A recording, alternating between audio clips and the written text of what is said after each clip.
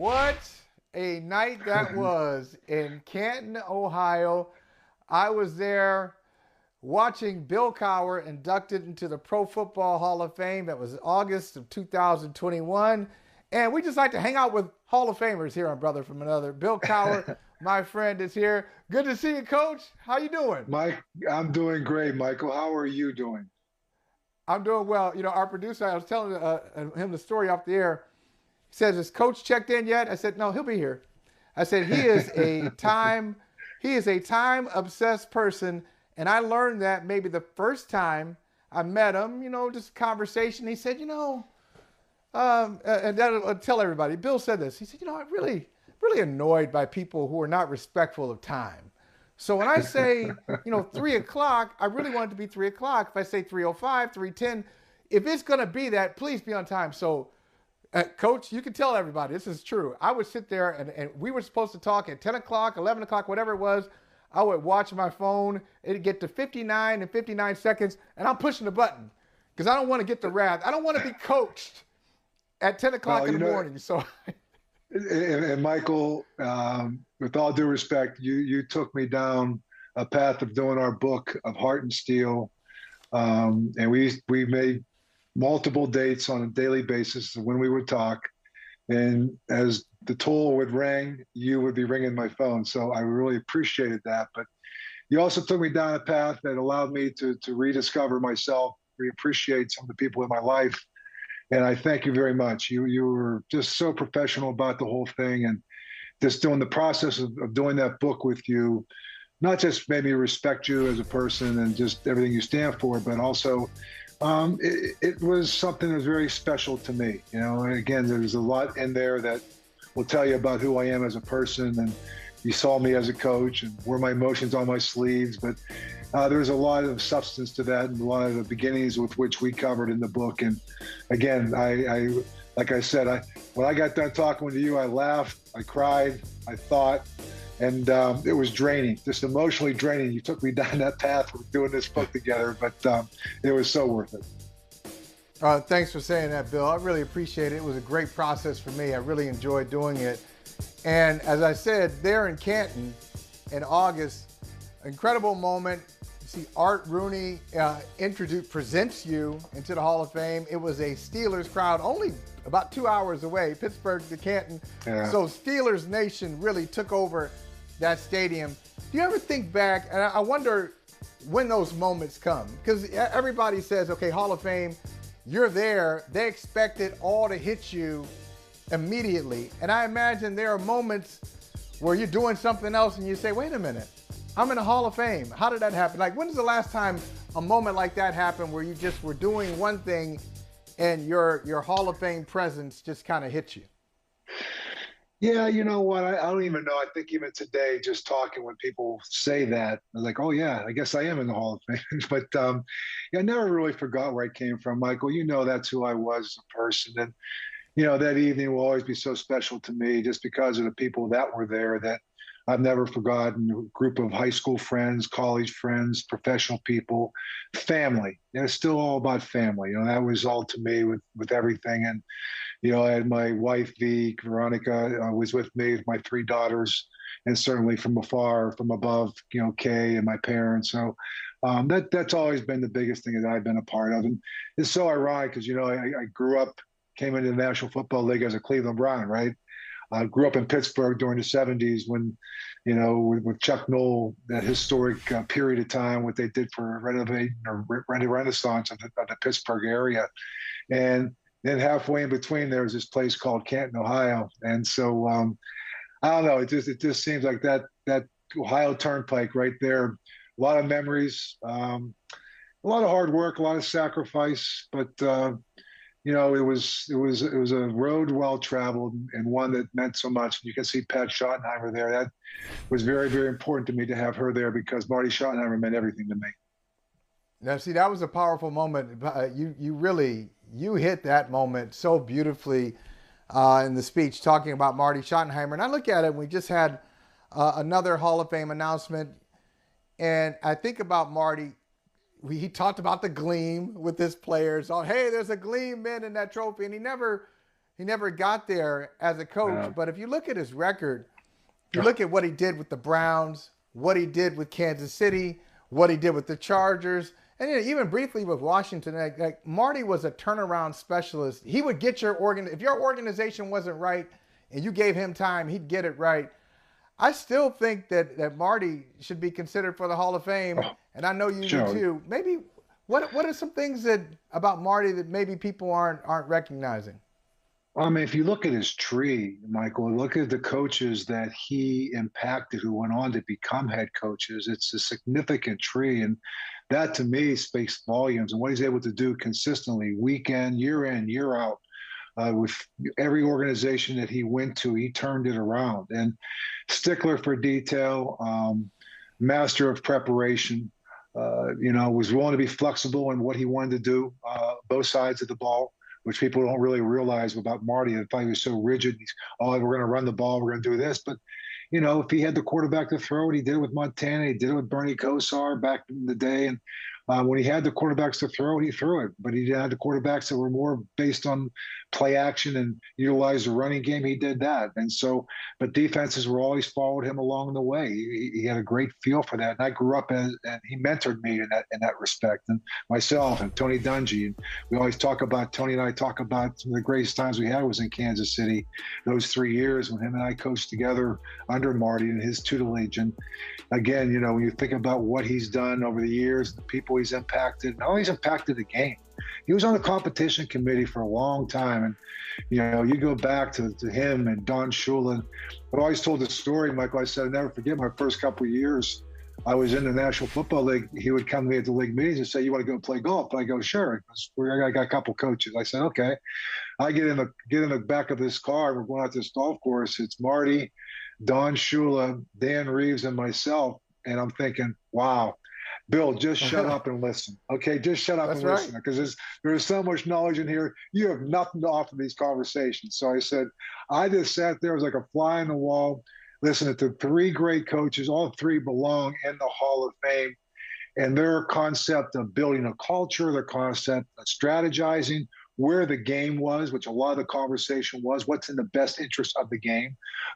Marty and all those guys were on the competition committee at the time. So it was more about the league and the growth of the league and where are we going with it, what's in the best interest of it. So those are the things that I took away. And then Dan Rooney, again, I'd come back and say, guess I played golf with Mr. Rooney. He said, don't call me Mr. Rooney, call me Dan.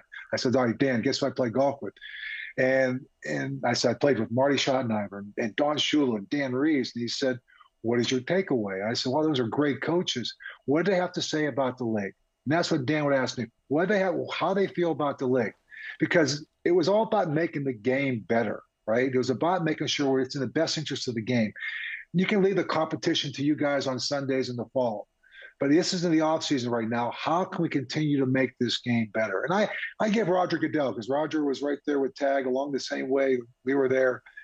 And I think he was brought up that same way. What's in the best interest of the game? And so, the owners going to be the ones that are going to kind of talk about what they feel is important to them. But there was always a relevance of what's in the best interest of the game from a coaching perspective, from a player's perspective. And, that's how I was raised in the National Football League. See, Bill, I know you got a lot of coaching wisdom from those trips. I mean, you think about those guys in the same car, Marty, Don, and Dan. And then young Bill Cowher there with them. Yeah. So I want to know, I know a lot of coaching wisdom. Who's the best golfer, though? Who's the best golfer out of all of those guys?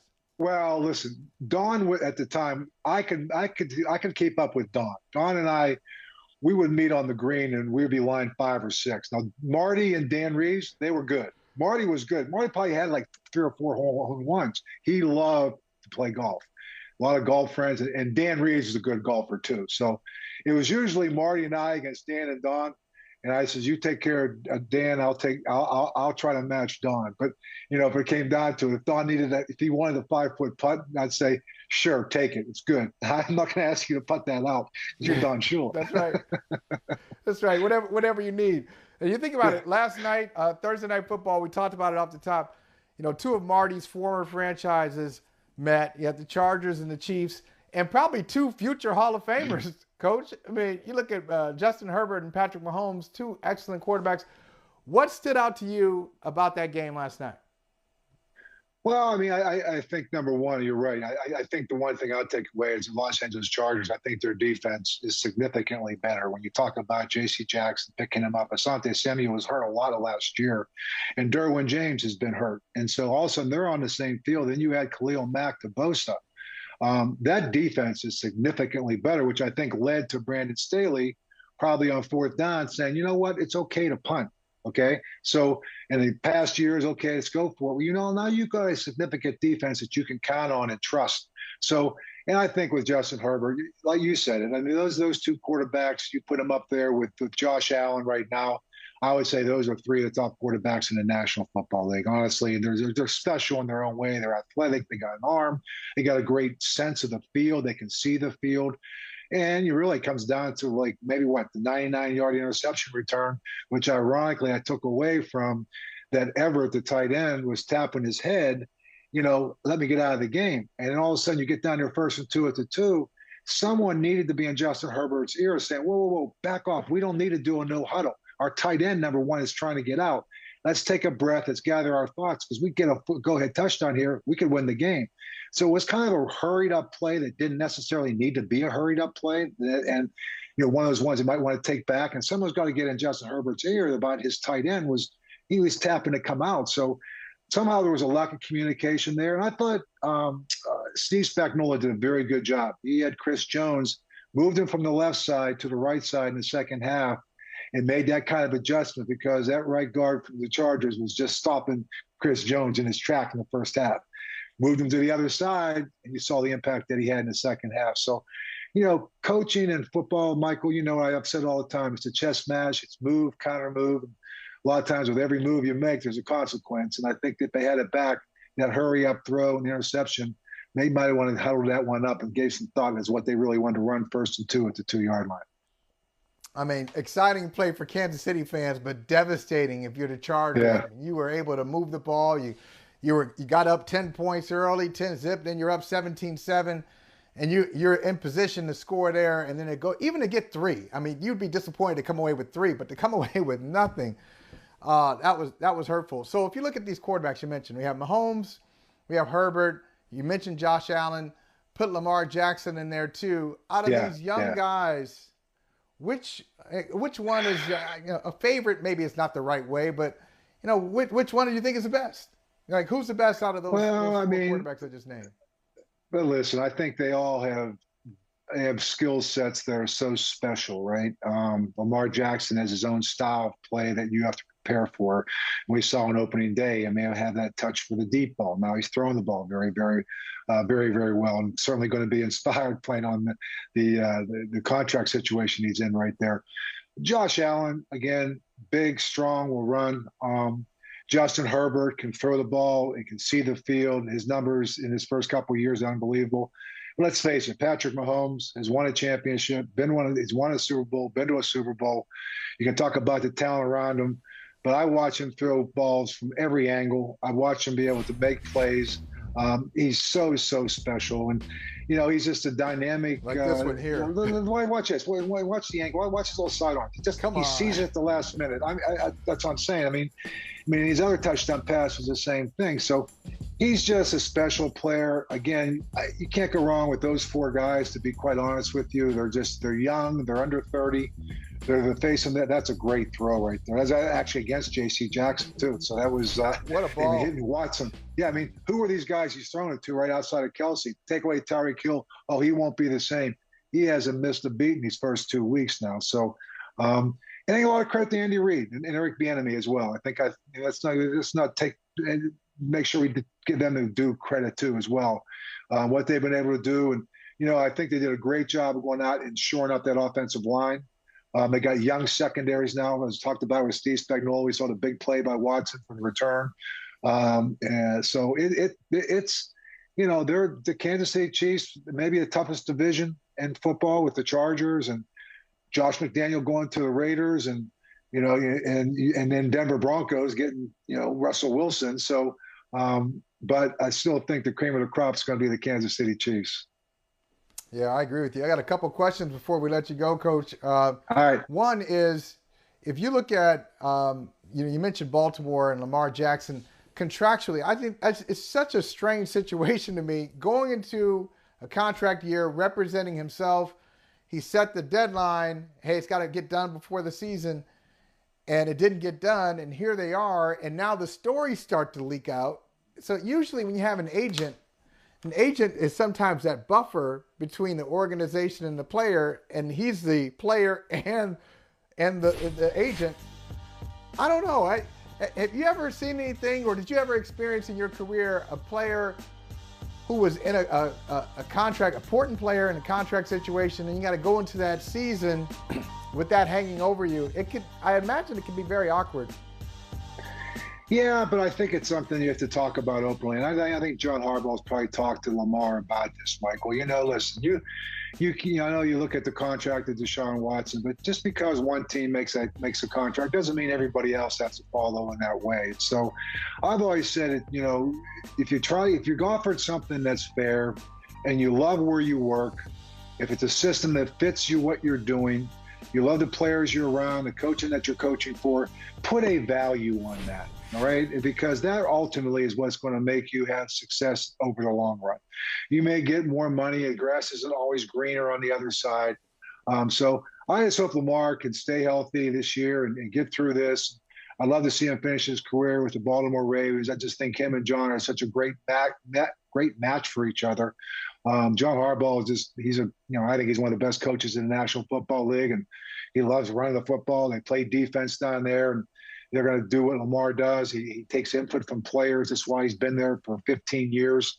It's a really great situation. And I just would urge Lamar to put a value on that so that when you come up and talk about contract, don't just compare it to any place else, because a lot of times where you work has to have value, and that's something that he has to seriously think about. So you're speaking from experience on that. I hear a lot of experience there, working. Well, listen, we weren't going to get into a bidding war with other teams in Pittsburgh. We couldn't do it. So I used to say to the players, if it's about money and you want more money, then go, because you know what? We can't make you the highest paid. So, you have to do what you can do. And certainly you're going to spend the cap, and certainly you have other players that come up, so you have to deal with those things on an individual basis. Respectfully. I get where the player is coming from. It's their choice. It's what they want to do. But all I say to you is, once you make that choice, you know what? Just commit yourself to what we can do together. And so it's just, if you're full in, whatever you decide to do, I'm with you. Because listen, you're only as good as your players. No matter what a coach says, it's not about them, it's about your players. And so, again, I hope it works out well for Lamar. I hope it works out well for the Ravens, because I think they're a match that should last for a career. You were in Pittsburgh, the only team where you were the head coach. You're at CBS, the only organization only place you've been a broadcaster. So you're actually living by the words that you're speaking. I'm going to say last thing on the way out. We started off talking about Canton in the Hall of Fame. I just want to point out to you, if you ever get the urge, let's say this month, you get the urge to visit your bust in the Hall of Fame, I got to have another reason to go to Canton. I checked this. Do you know who's playing in Canton at the end of this month? They happen to have a song called September. They happen to have a song called That's the Way of the World. Wow. They are in Canton. They're in Canton at the end of September. My Earth, Wind, and Fire. Oh. Yes. It's like now you and I start talking music. Now that's a whole nother segment. I guess I have to come back. Another conversation. Okay, I'll come back. The door is always open. What is the date? September 30th. See, I wish I had known, because Wait, what is that? What day of the week is that? What day of the week is that? What day? I don't even know. I don't even know what day of the week that is. Right. Because I'm busy on Sundays. I think it's a Friday. I think it's a Friday. Friday, September 30th. We'll have to talk after the show. So yeah, we got to talk. Let's figure this out. We got to talk. All right. We got this. Tell our wives. Yes. Hey, come on. We're going to Canton. Do you grab Oni? I'll grab V. Pick me up on the way, and from Boston, pick me up in New York, and we'll go there just in and out. There it is. Quick show. In and out. Good to see In you, and Coach. out. Always great to talk with you. And next time you come on, we'll have a music conversation. You're on with that one. I love it. I'll be watching you on Sunday. Thanks. All right, brother.